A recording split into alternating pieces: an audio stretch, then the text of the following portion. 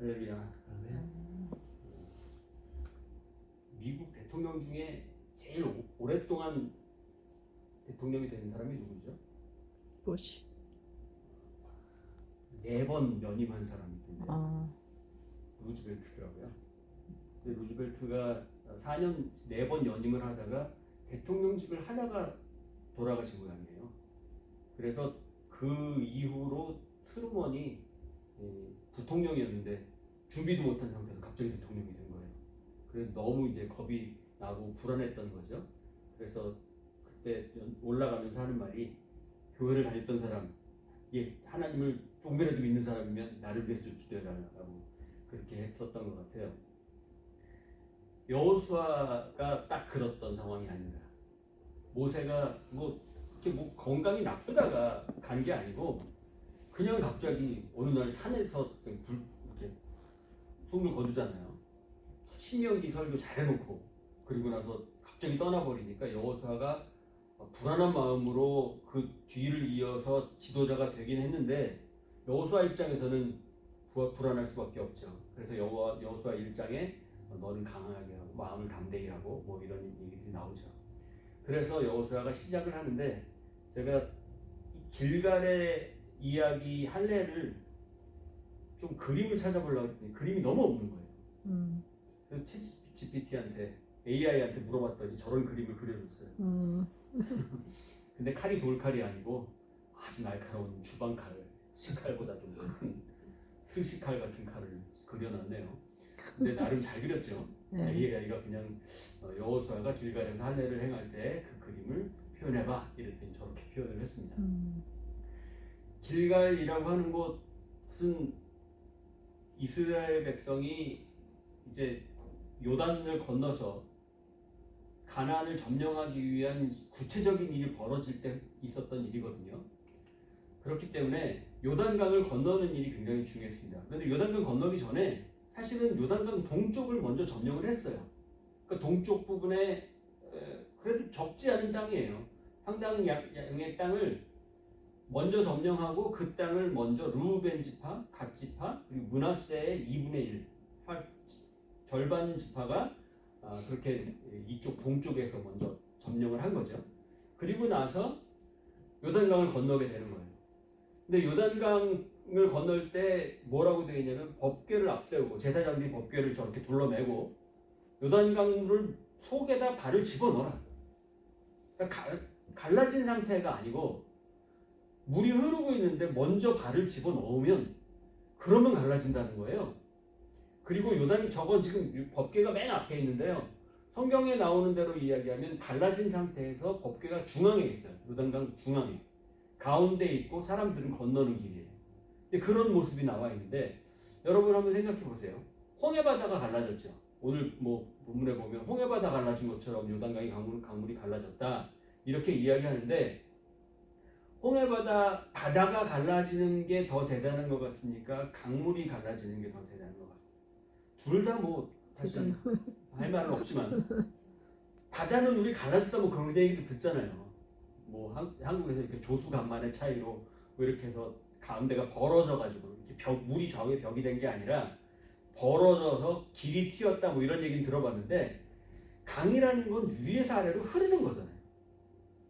물이라는 것 자체가 위에서 아래로 흐르는 건데 그게 멈춰서 갈라져서 맨 땅이 됐다, 마른 땅이 됐다라고 하는 건 전 아무리 봐도 이 바다 쪽보다 요단강 쪽이 더 어려운 일이 아닌가 싶어요. 그것도 요단강을 성지순례 가본 분들은 아시겠지만 저는 못 가봐서 요단강이 이렇게 크지 않다며요.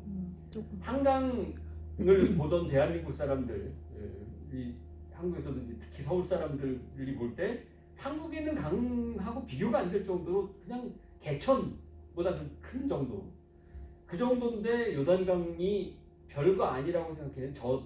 요단강은 비가 오는 시기가 되면, 비가 많이 오면 좁기 때문에 물살은 그만큼 더 센 거죠. 넓으면 사실 물살이 그렇게 센 수가 없어요. 그런데 좁으면 물량이 갑자기 많아지면 굉장히 급류가 생깁니다. 근데 요단강이 저때 갈라졌을 때는 분명히 써있는데 우기라고 되어 있어요. 비가 오던 시. 이 비가 오던 시기는 요단 강물이 굉장히 급류가 형성되던 그런 때입니다. 그때 대체 요단 강물을 어떻게 건너라고 하시지? 라고 하는데 제사장들이 먼저 발을 디뎠더니 요단강이 갈라지기 시작했어요. 그리고 마른 땅이 됐다고 하죠. 그 다음에 저 법궤가 한가운데 있고 사람들은 건너기 시작했어요. 근데 건너는 숫자가 200만 명이잖아요. 저 그림대로 줄 서갖고 200만 명이 지나가면 몇 시간 걸릴까요? 저렇게 지나갈 수는 없는 거죠. 굉장히 많이 갈라져야 돼요. 그래도 아마 굉장히 폭이 좁을 겁니다. 홍해바다하고는 또 다른 느낌일 거예요. 그렇기 때문에 시간도 상당히 오래 걸렸을 것 같습니다. 저 200만 명이 저기를 건너오는 기간 동안에 요단강은 막 거센 물살로 갈라져 있고 그 상황에 명하셨던 게 있는데 각 지파별로, 지파가 12지파니까 돌을 하나씩 들어서 어깨에다 메고 오라는 거예요. 저 뒤에 보면 돌을 메고 오는 사람이 그림이 있는데 여러분들 강가에 가서 이렇게 돌 들어보셨습니까? 돌 무게가요. 저 사람 저거는 강호동이에요. 보통 힘이 아니에요. 저렇게 어깨에다 돌을 메고 갈 정도면요. 저 돌 무게 저게 그렇게 절대 만만한 게 아닙니다. 제 생각에 막 두세 명이 들어야 될 그런 돌 무게 같이 보여요. 그것도 저 강물을 건너야 되잖아요. 잠시 그냥 잠깐 들었다 마는 게 아니라 물론 젊었을 때 저도 젊었을 때 기억에 한 600m 되는 거리 정도인데 5층 아파트에서 제일 큰 카펫 있잖아요. 아주 두꺼운 카펫을 돌돌돌 말아놨는데 무게가요. 딱 들었을 때 한 80kg 되는 거, 정말 쌀한가가 되는 것 같더라고요. 그거를 메고 5층 건물을 내려와서 지하도를 건너가지고 총 거리 한 500~600m를 걸어갔던 기억이 있습니다. 죽는 줄 알았어요. 정말 지금 생각해도 어떻게 그랬나? 젊을 때는 정말 힘이 좋았구나 생각이 드는데 저 요단강에 돌을 메고 건너간다. 이게 상상하기가 싫습니다. 그런데 저걸 굳이 돌 하나 들고 오는 게 뭐 대단하다고? 돌을 들고 오라는 거예요. 안 들고 올 수가 없어요. 또 다른 지파 보니까 또 다 들고 와. 우리 지파만 또 안 들을 수도 없고. 그러니까 서로 눈치 보는 거죠. 그래서 다들 들고 왔어요. 이제 200만 명이 다 건너왔습니다. 딱 건너왔더니 그냥 물이 다시 확 덮치듯 막 언덕에 막 자꾸 넘쳐요. 문제는 대단하다. 우리 이런 멋있는 일을 했어. 좋긴 좋은데 걱정이 생겨야 됩니다. 이게 배수진이에요. 뒤에 물이 저렇게 흐르는 다시 열릴지 안 열릴지 몰라요. 하나님이 건너가라 그랬으니까 건너갔는데 뒤로 돌아가는 건 안 열릴걸요? 하나님 뒤로 돌아가지 말라 그랬으니까? 그러면 지금 여기에서 문제가 생기면 돌아갈 수도 없는 이젠 여기서 승부를 봐야 되는 빼박 그냥 배수진이에요. 여기서 만약에 전쟁이 발생하면 다 죽는 거예요. 이 상황이 벌어진 겁니다. 멋있는 기적 같은 일을 경험했지만 더 큰 위기. 요단강을 건널 때 하나님 홍해도 옛날에 갈라주셨어. 요단강도 갈라주시네. 좋아 다 좋은데 막상 뒤가 다 마치 막히고 나니까 걱정이 왜 안 되겠어요? 우리들도 인생 살다 보면 위기들이 닥치는데 그 위기가 꼭 이렇게 하나 딱 넘어가면 이제 앞으로는 걱정이 없을 것 같은데 말이죠. 뭐 하나 지나가면 그 다음에 꼭 뭐가 오죠. 절대 그냥 안 둬요. 저도 이렇게 미국 와서 물론 한국에서는 마찬가지로 성도들 이렇게 보면 한 분 한 분 여유롭게 살아가시고 걱정 없이 살아가는 것 같은데 그런 분이 없어요. 지난주에 제 친구 하나가 저기 이제 죽었다고 그렇게 미국 사는 친구였는데 갑자기 죽었대요. 근데 병도 없었고 건강했대요. 근데 자다가 아침에 못 일어났대요. 그렇게도 가나요? 노인도 아닌데 노인분들 그렇게 가실 수는 있다고 치지만 50대 후반 근데 이 친구가 그냥 자다가 항상 건강한 친구인데 자다가 보니까 골프도 많이 치고 운동도 많이 했던 친구예요. 그런데 자다가 아침에 못 일어나서 세상을 떠난 거예요. 내 인생에 걱정 없는 것 같고 난 잘 살 것 같고 내일 아침에 눈 뜨는 게 너무 당연할 것 같고 꼭 그렇지가 않더라고요. 세상이. 하나님이 지금 내 코에 있는 호흡을 거두시면 나는 내일 아침에 못 떠도 아무런 할 말 없는 게 우리더라고요. 우리가 아침에 내가 왜 아침에 호흡을 할 수 있는 거지? 하나님이 오늘도 너는 내 사람이 되어서 내 일들을 감당하라라고 기회를 주시니까 아침에 호흡이 생기는 거지.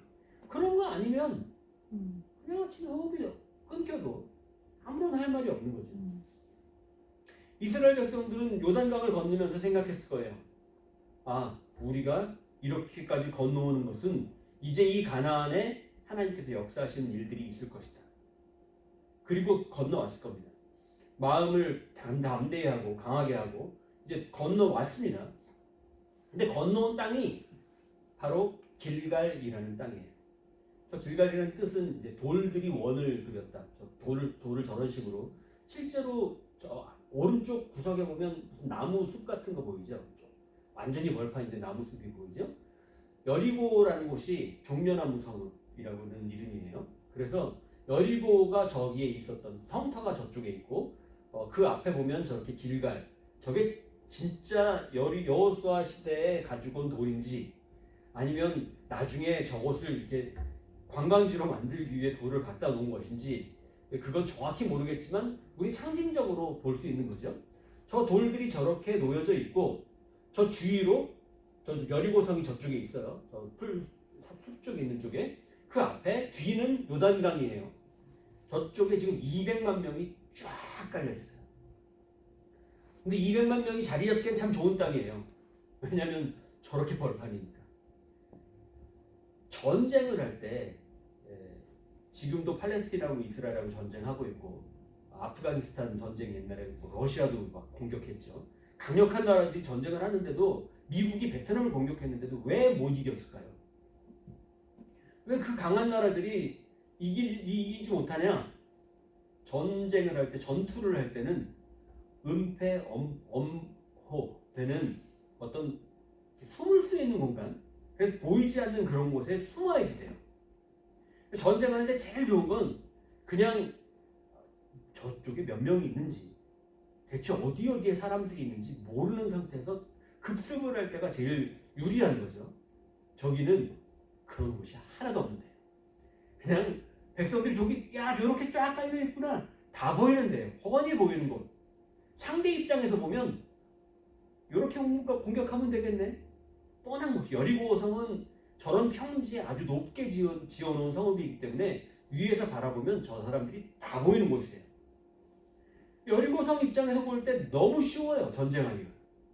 아주 우습게 손바닥 안에 놓여져 있는 거죠. 뒤에는 요단강물이 가로막고 있어. 앞에는 길갈이라는 평지밖에 저런 광야밖에 없는데 지금 쟤네들이 우리 앞에 놓여져 있네. 여리고 성읍이 어떤 성읍입니까? 지금도 성터가 남아있는 엄청나게 강력한 가나안의 막강한 성읍입니다. 왜 사람들이 예루살렘으로 성읍을 그 이스라엘의 도시 수도를 정했을까? 이해를 못해요. 왜냐하면 예루살렘은 너무 도로도 힘들고 높은 고지에 있고 길도 뚫려 있지 않고 살기도 불편하고 물도 없고.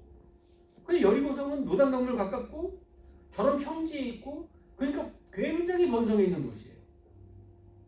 여리고성은 가장 수도가 될 만한 그런 성읍이었기 때문에 좋은 땅이라는 건 무슨 의미일까요? 제일 강한 사람들이 있다는 거예요. 좋은 곳, 강한 사람들이 뺏겠죠. 당연한 이야기입니다.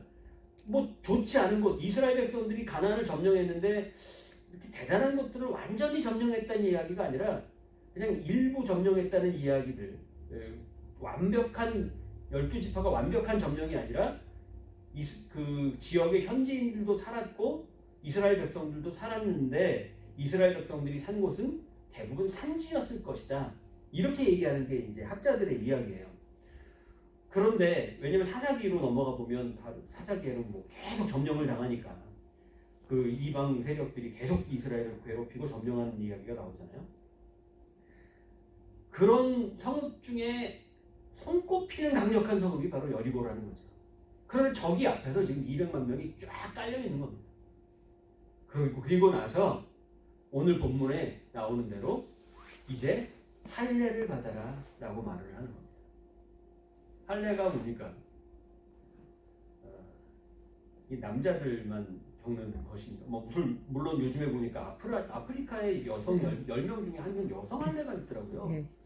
이건 너무 끔찍한 거고, 그런 잔인하고 말도 안 되는 이거 하지 말라고 막 인권에 대한 문제 가지고 지금 말도 많은데 정말 그런 것 좀 안 했으면 좋겠어요. 그런데 남성 할례에 대한 부분은 세계에서 가장 손꼽히는 게 이스라엘하고요, 대한민국. 이 한국 사람들이 왜 이렇게 강력하게 그걸 좋아하는지 모르겠는데 80% 이상이 할례를 받았다고 해요.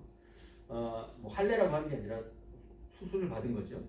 그 수술을 받는, 포피를 벗기는 수술을 하는데 병원에서 아주 깔끔한 메스, 소독한 칼, 날카로운 칼 가지고 벗겨내고 꿰맨 다음에 소독하고 약 바르고 이렇게 치료 다 한 다음에 그거 가지고도 일주일 정도, 제 기억으로는 일주일 정도 걸어 다닐 때 정정하게 누가 이렇게 물어보면 안 돼요.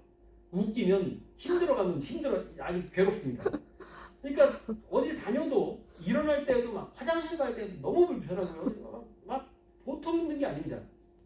그런데 저 시대에 소독, 그리고 지금 40년을 건너와서 있는 사람들이 깨끗하면 얼마나 깨끗합니까? 요즘 같이 뭐 비누가 좋습니까? 바디워시가 좋아요. 굉장히 이렇게 깨끗하지 않은, 청결 위생적으로 좋지 않은 상태에서 수술을 받았고, 그러니까 굉장히 안 좋은 상태로, 그것도 칼이 메스가 아니라 돌칼이에요.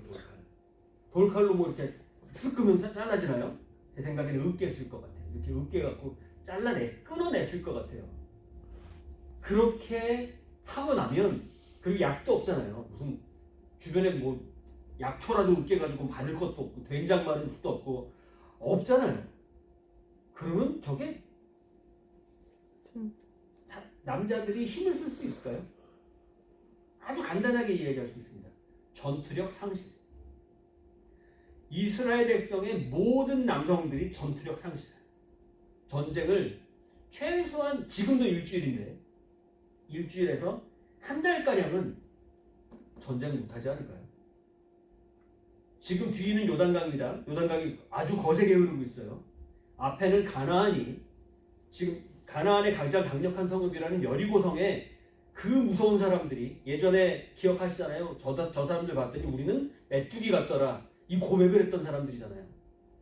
그 강력한 사람들이 쳐다보고 있는데 그 앞에서 이스라엘 백성 남자들이 모두 할례를 받고 전투력 상실하고 다 누워서 거리고 있는 거예요. 여리고에서 볼 때 어떤 느낌이 들겠어요? 지금 가면 되네. 요거 지금 가면 다 죽일 수 있네. 이 얘기 아닙니까? 너무 간단한 전쟁이 돼버렸어요. 이스라엘은 굳이 40년 동안 돌아와서 이 길갈에서 다 죽어야 돼요. 상식적으로 보면, 우리 머리로 보면 그냥 죽는 거예요. 어느 이 지도자가, 전쟁의 무슨 이렇게 장군이 군대를 놔두고 지금 길갈로 넘어와서 은폐할 수 있는 곳도 없는 저런 벌판에서 여리고성이 보이는 앞에서 모든 남자들 할례를 받아서 전투력 다 놓고, 거기에다가 이 사람들은요 무기가 없어요. 아까도 봤지만 그 할례를 행하는데도 돌칼, 부싯돌로 굳이 돌칼을 쪼개가지고 부싯돌을 깨는 거죠. 깨면 좀 날카로워지잖아요. 그걸로 칼을 만드는 사람들이에요. 칼이 없어요. 다윗 시대에도 칼이 겨우 뭐 골리앗 칼 뺏어가지고 칼이 있었던 정도. 이 사람들은 그냥 저런 돌멩이 들어서 던지거나, 이게 익숙한 유목민들입니다. 청동기 시대라고 이야기하니까 도구 자체가 그냥 돌이에요. 석기. 돌 가지고 살아갔던 사람들이에요. 여리고는요 철기 문화입니다. 병거도 있습니다. 철기 문화를 가지고 있어서 창, 칼 전부 가지고 있고 군대가 훈련된 군대예요. 이스라엘이요? 군대에 훈련해 본 적이 한 번도 없습니다. 그냥 맨날 행군은 잘했지. 행군은 열심히 했지만 군사 무슨 뭐 이렇게 휘두르고 싸우고 이런 거 못 해본 적이 없는 사람들이에요. 그 사람들을 놓고도 그냥 전쟁을 붙여도 힘든 판에 할례를 받아서 전투력을 완전히 상실하게 되는 겁니다. 상식적으로 이런 대장이 어디 있어? 이렇게 무책임한 모두를 죽음으로 몰아가는 말도 안 되는 대장 여호수아 이런 일을 벌이는 사람이 대체 말이 됩니까? 국회 청문회 나가면 아마 박살날 겁니다. 이런 짓을 저질렀다고. 그런데 할례를 받는 겁니다. 할례를 받았던 이유에 대해서는 그렇게 얘기해요. 애굽에서 나온 후에 광야길에서 낳은 사람들, 그러니까 지금 광야길 전에 애굽에서 살았던 사람들은 할례를 받았었죠. 그런데 광야를 돌아다니면서는 할례를 못 받았어요. 광야가 40년이 됐잖아요. 그러니까 지금 만 40세 이내에 있는 사람들, 40세가 안 된 사람들은 할례를 못 받은 사람들이에요. 길에서는 그들에게 할례를 행하지 못하였기 때문에 할례 없는 자가 되었다는 거예요. 이게 되게 말이 그냥 할례를 못 받은 사람들이다가 아니라 할례 없는 자라고 굳이 하는 이유가 있어요. 이건 이방인하고 똑같다는 거예요. 지금 저 여리고성에 있는 사람들이나 애굽 사람들이나 지금 이스라엘이라고 지금 점령하러 온 가나안 사람들이나 하나님의 백성이 아닌 거예요. 할례 없는 자들이에요. 이들이 하나님의 백성이 되려면 할례를 받아야 되는 거예요. 이 할례를 받아야 되는데 왜 하필 요단강을 건너오기 전에 받으면 되잖아요. 제일 좋은 자리 아닙니까? 여리고가 요단강을 건너서 오진 않을 거 아니에요. 그러니까 요단강을 건너기 전에 할례를 받았어야지. 여호수아가 진짜 장군이고 좀 생각이 있으면 요단강 전에 할례를 받고 치료된 다음에 건너와서 전쟁을 해야죠. 굳이 요단강을 건너와 놓고 여리고성 앞에다 두고 저 벌판에서 길갈에서 돌 12개 깔아놓고 거기서 할례를 받는 겁니다. 왜냐? 이유는 단 한 가지예요. 우리의 상식으로 우리의 생각으로 절대 돌아가지 않는다.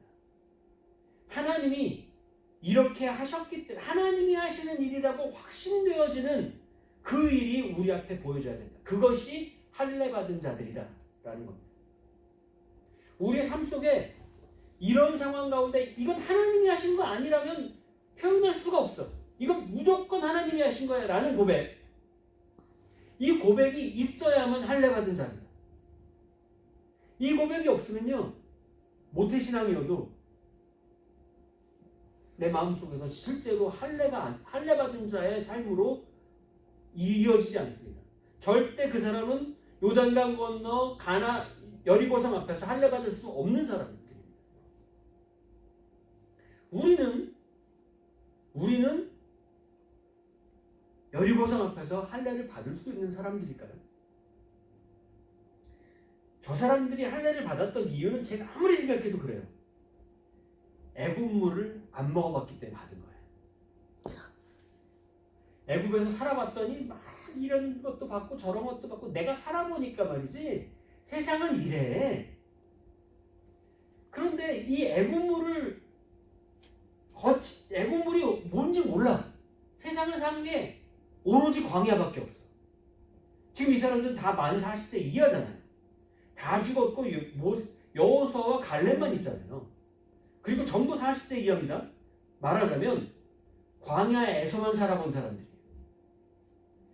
내 인생을 얘기할 때 광야라는 곳 하나님이 책임지시고 하나님이 눈 뜨면 만나로 먹이시고 물이 없으면 반석을 터뜨려서 거기에서 물을 마시게 하시고 고기가 먹고 싶다면 메추라기도 보내주시고 그것도 한 달간 먹이시고 하나님 앞에 순종하면 이끌어 가시고 그것도 40년간 우리를 이끌어 오셨고 불순종하면 불이 붙었던 그 모든 것들 그리고 밤에는 불기둥으로 낮에는 구름기둥으로 인도하신 하나님이라는 걸 이 사람들은 40년간 봤어요. 그러니까 이 사람들 머릿속에는 하나님밖에 없어. 우리랑 완전 달라요.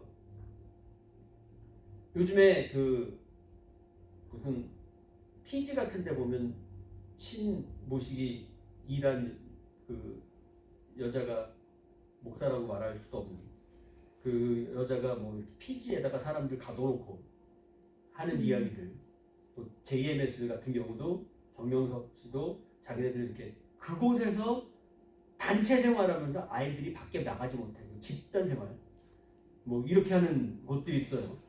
이 아이들은요 밖에 얘기가 다 거짓말이야. 밖에서 들리는 것을 절대 듣지 말아야 돼. 이렇게 살아요. 이렇게 광야에서만 살아나는 아이들처럼 이렇게 자라니까 교주가 하나님이 되는 거더라고요. 우리 생각엔 어떻게 저 비상식적인 걸 믿지? 저 젊은 애들이 어떻게 저렇게 상식적이지 않은 생각들을 가지고 살아가지? 그런데 그 친구들의 인생에는 그거밖에 없었던 거예요.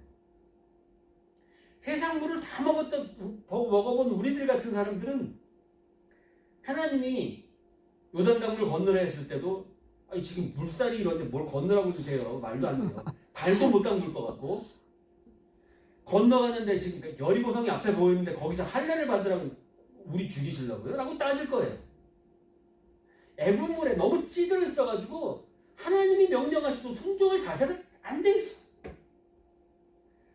가나안을 점령하기 위해서 필요했던 사람들은 애국물이 뭔지 모르는 사람들, 광야 자체가 인생인 사람들, 처음부터 끝까지 내 인생은 하나님이 책임지셨다 라는 고백이 진짜 이루어지는 사람들, 이 사람들이 가나안을 점령할 수 있었던 사람들이었다는 거예요.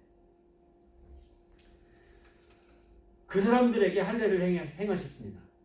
그랬더니 이 할례를 행한 사람들에게서 벌어진 일이 무엇이냐? 바로 상식적으로 보면 여리고성 사람들이 쫓아나와서 다 칼로 쳐야 하는데 여리고성 안에 있었던 사람들의 자세가 무엇이냐? 2장에 나왔던 라합의 이야기입니다. 다 같이 한번 읽어보겠습니다. 시작. 말하되 여호와께서 이 땅을 너희에게 주신 줄을 내가 아노라. 우리가 너희를 심히 두려워하고 이 땅 주민들이 다 너희 앞에서 간담이 녹나니 이는 너희가 애굽에서 나올 때 여호와께서 너희 앞에서 홍해물을 마르게 하신 일과 너희가 요단 저쪽에 있는 아모리 사람의 두 왕 시온과 옥에게 한 곧 그들을 전멸시킨 일을 우리가 들었음이니라. 우리가 듣자 곧 마음이 녹았고 너희로 말미암아 사람이 정신을 잃었나니 너희의 하나님 여호와는 위로는 하늘에서도 아래로는 땅에서도 하나님이시니라. 아멘. 당연히 우리가 생각할 땐 저 여리고성 앞에 있는 우리를 지금 다 치러 내려오면 우린 다 죽었다 생각하는데 여리고성 안에 있는 사람들은 지금 저기에 이스라엘 백성들이 저 돌팔매를 잘 휘두르는데 저거에 맞으면 죽는데 뭐 이런 거 걱정하는 사람들이 없어요. 저들이 걱정하는 건 애굽에서 인도하여 낸 저들의 신 여호와, 요단 동편에 있었던 아모리 사람들 시온과 옥에게 행했던 그들을 전멸시킨 저들의 하나님 여호와, 그 여호와가 하늘에서도 위로는 하늘에서 아래로는 땅에서도 하나님이신 저 여호와가 오늘 우리를 치러 왔다. 그리고 저들 앞에 그 하나님 앞에서 저들은 할례를 받았고 그 하나님의 백성들이 되어 있다. 200만 명 그리고 장정만 60만 명인 저 이스라엘 백성들이 하나님 앞에 순종한 백성이 되어서 하나님의 백성이 되어 있다. 이게 무서운 겁니다. 그래서 여리고 사람들은 간담이 높고 물처럼 녹았다, 이렇게 마음이 물처럼 녹았다 얘기합니다. 5장 1절 오늘 본문에도 나오는 이야기를 보면 요단물을 이스라엘 자손들 앞에서 말리시고 우리를 건너게 하셨음을 듣고 마음이 녹았고, 저 사람인 줄 알았어요. 건너기 전에 저희 이야기를 한 거거든요. 그런데 건너기 전에 저렇게 이미 간담이 녹았는데 저 하나님이 요단강물을 쫙 갈라가지고 거기를 건너오는 걸 본 거예요. 이 여리고 사람들이. 얼마나 기가 막혔겠습니까? 이스라엘 입장에서는 쳐들어올까봐 전전긍긍하고 겁이 나 죽겠는데 실제로는 여리고 사람들이 절절매고 있는 거예요. 오늘 우리가 살아가는 데 있어서 우리는 세상의 것들 놓고 그 앞에 우리는 너무 무력한 것 같고 세상 앞에서 우리는 개미 같은 존재 같고 내가 무슨 일을 했을 때 하나도 세상 바뀔 것 같지 않고 내가 하나님 앞에 순종했다고 해서 무슨 일이 있을까? 뭐 이거 갖고 뭐가 좋은 일이 생겨? 우리는 우리 스스로에 대해서 아무런 자존심도 없고 자부심도 없이 하나님의 사람이라고 하는 백성의 이름을 높일 의지도 없이 맨날 세상 앞에서 무릎 꿇고 질질 끌려다니는 것 같이 살아가고 있지만 그러나 우리가 생각하는 여리고성은 그렇지만 저쪽 입장에서 볼 때는 저들이 하나님 앞에 순종하는 백성이냐 길갈에서 할례받은 백성이냐를 놓고 저들은 판단하는 겁니다. 저들이 길갈에서 할례받은 백성만 되면 저들은 간담이 녹아요. 사탄마귀는 오늘 우리가 할례를 받은 백성이냐 아니냐를 놓고 마음이 녹아서 물처럼 돼버리는 역사가 일어납니다. 저 세상이 무섭다고요? 세상이 두렵고 강력한 것 같이 보입니다. 여리고성 절대 무너지지 않을 것 같아요. 저 사람들 내려오면 우리 다 죽을 것 같아요. 그러나 문제는 저들 앞에서 당당하게 우리는 할례 받고 누워서 낑낑대는 겁니다. 세상 사는 거 너무 힘들어요. 세상 사는데 너무 마음도 무뎌지고 막 한숨도 나오고 답답하고 왜 이렇게 살아가는지 모르겠고 난 하나님 사람 같지도 않고 세상이 우리를 너무 나약하게 만들어요. 그러나 그 앞에서도 우리 스스로를 돌이켜보면 난 할례 받은 백성인가? 나는 오늘 길갈 앞에서 여리고성 앞에 길갈에서 할례를 받을 수 있는 백성인가? 이 부분을 확인하고 살아가는 겁니다. 하나님이 오늘 말씀하시면 나는 그 말씀에 따라 순종하여서 할례를 받고 저들이 쳐다보고 있지만 그 앞에서 누워있을 수 있는 그 백성일 수 있는가? 이것이 우리가 두려워하는 세상을 이길 수 있는 힘이고 능력입니다. 우리가 아무리 돌팔매를 연습하고 사격 연습을 하고 칼 휘두르는 연습을 해도 그걸로 이기는 게 아니라 하나님 앞에 할례 받은 백성이 될 때 전쟁을 이겨낼 수 있다는 말입니다. 우리는 이 할례를 정말 받은 것입니까? 오늘 이 길갈의 할례가 우리 앞에 놓여 있다면 이 할례를 우리는 어떻게 받을 수 있을까요? 교회 다니는 사람들이 다 이야기합니다. 예수 이름만 믿으면 구원받지. 어제 친한 친구하고 대화를 좀 나누는데 교회를 아주 열심히 다니는 친구라 어렸을 때 그랬다는 거예요. 예수님 이름만 믿으면 구원받는다고 얘기를 들었다는 거예요. 그리고 선생님들이 주일학교 선생님들이 너 예수님 믿지? 그러면 뭘 믿는 건지 여러분들 예수 이름 믿는 게 뭘 믿는 거죠? 예수 이름 믿으면 구원받는다는 건 믿는데 그러면 그 구원받는다는 예수 이름을 믿는 게 뭐냐고요? 예수 이름을 믿는 게 어떤 거냐고요? 이거를 우리가 붙잡고 살아가야 되는데 그냥 예수 이름 믿어 안 믿어? 잘 모르겠는데 믿는다고 고백해. 입으로 시인하면 구원받는다니까? 이렇게 구절 갖다 붙여가지고 어렸을 때부터 믿어 안 믿어? 믿는다고 그래. 믿어요. 그랬더니 그럼 구원받았어. 우리 이거 기억 안 나십니까? 저만 그랬습니까? 그랬던 기억이 나거든요. 막 믿으라고 입으로 시인하라고 막 그래가지고 시인도 아니지. 믿어요. 이러면 그냥 구원받았다고 얘기하고 그걸로 믿는다고 하고 지금도 그렇게 믿고 살아가요. 근데 예수 이름 믿는 게 뭐냐고요? 예수님의 모습이 우리를 구원하시는 모습이고 그 예수님의 모습을 따라 살아갈 때 우리도 구원받는다라는 거잖아요. 예수님의 모습을 따라 살아가는 사람 그것이 크리스천이고 예수님이 세상에 구원을 베푸는 분이시기 때문에 오늘 우리도 세상에 그런 존재가 되어야 된다는 게 예수님 이름을 믿는다는 거거든요. 그러기 위해서 예수님이 말씀하신 율법 2가지 하나님을 그렇게 극진하게 사랑하고 그거와 똑같이 이웃을 사랑하라. 지금도 이스라엘 백성들 지나가는 사람 이렇게 나그네들이 있으면 어떻게든 집안으로 드려요. 그래서 먹입니다.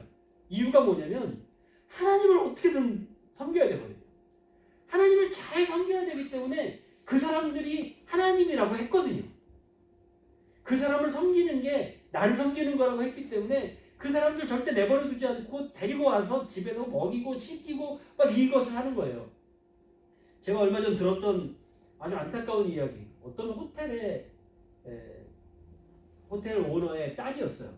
20대 아가씨였습니다. 근데 이 사람이 했던 일이 뭐냐면 부자니까 돈을 많이 가지고 홈리스들을 호텔에 데려가가지고 그들을 먹이고 입히고 씻기고 뭐 이렇게 하고 내보내는 이거를 일을 한 거예요. 막 많은 홈리스들을 막 호텔에 막 20명씩 데려다가 씻기고 내보내고 그랬다가 이 일을 그렇게 열심히 하다가 어느 날 사라졌어요. 행방불명이 됐어요. 납치당한 것 같기도 하고 뭐 돈이 많으니까 어떻게 무슨 일을 당했는지 모르겠는데 그 후로 어떻게 됐다는 뭐 결과가 발표가 어떻게 됐는지 제가 들어본 적은 없는데 그 20대 아가씨 입장에서 그렇게 했던 이유는 뭘까요? 그들이 나에게 위협을 가할 수도 있고 때로는 위험에 빠질 수도 있고 그럼에도 불구하고 적어도 그것이 내가 할례받은 사람으로서의 모습이 아닐까? 라는 것 때문에 그렇게 살아가지 않았을까요? 충분히 세상에서 잘 살 수 있고 그들 쳐다보지 않으면 그들 외면하고 살면 그냥 우리도 얼마든지 잘 살 수 있잖아요. 굳이 그게 자꾸 눈에 밟히고 신경 쓰일 필요가 없잖아요. 우리 삶 속에서 그들을 배제시키고 아무것도 아닌 것처럼 하고 살아가면 되잖아요. 뭐가 문제야? 그런데 그게 문제인 사람이 있다는 겁니다. 내가 예수님을 믿었더니 그게 문제가 자꾸 되는 거예요. 마음에 자꾸 찔림이 생기는 거예요. 그냥 지나갈 수 없는 거예요. 그들이 우리 주변에 있는 홈리스들 자꾸 이렇게 뭐 돈을 주지 말아라 이런 얘기 많이 들어봤잖아요. 그들 다 마약 한다. 약하는 데 쓰기 때문에 우리가 주면 마약을 더 할 것이고 근데 우리는 우리가 돈을 주면 그들이 약을 하는 걸 봤나요? 보신 적 혹시 있으세요? 본 적이 있기 때문에 내 경험으로 그 말씀을 하시는 건가요? 제 주위에 있는 어느 사람도 그걸 본 적이 없고 100% 카더라예요. 혹시 그들 중에 배가 고파서 있는 사람인데도 우리의 그 카드라 이야기가 우리의 신앙이 돼서 그걸로 믿고 그들을 안 주는 게 신앙이 되어 있다면 그게 신앙의 자세가 되어 있다면 좀 잘못된 거 아닐까요? 우리는 할례를 받은 사람으로서 예수님의 이름을 어떻게 믿어서 구원받는 사람이 되어야 할까요? 예수님의 이름은 어떻게 믿어야 구원을 받는 걸까요?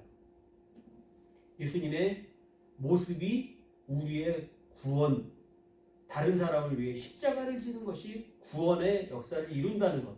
그것을 믿고 그 모습대로 살아가기로 결단하는 사람들. 때로는 세상 앞에서 여리고성 앞에서 할례를 받으면 다 죽을 것 같은데도 불구하고 할례를 받고 그 앞에 쓰러져 있을 사람들. 그래서 때로는 너무 지치고 세상 사는데 왜 이렇게 지치지? 힘들지? 그럼에도 불구하고 그 말씀 쫓아 살아가다 보면 우리를 건지신 예수님이 어떤 마음으로 우리를 구원하셨는지 어떤 마음으로 십자가를 지셨는지 깨닫게 되는 진짜 은혜를 체험하는 사람들이 될 수 있다는 거죠. 우리 소리엘 성도들 혹시 우리가 저 할례를 받은 사람들이 된다면 숫자는 중요하지 않습니다. 저 할례 받은 사람들이면 여리고성 무너뜨릴 수 있습니다. 우리 앞에 놓여져 있는 가나안의 세력들 이겨낼 수 있습니다. 문제는 우리가 할례 안 받은 사람들처럼 살아가기 때문입니다. 오늘 하나님 앞에서 할례 받은 자가 되어 길갈에서 살아가는 귀한 주의 백성이 되시기를 주님의 이름으로 축원합니다. 아멘.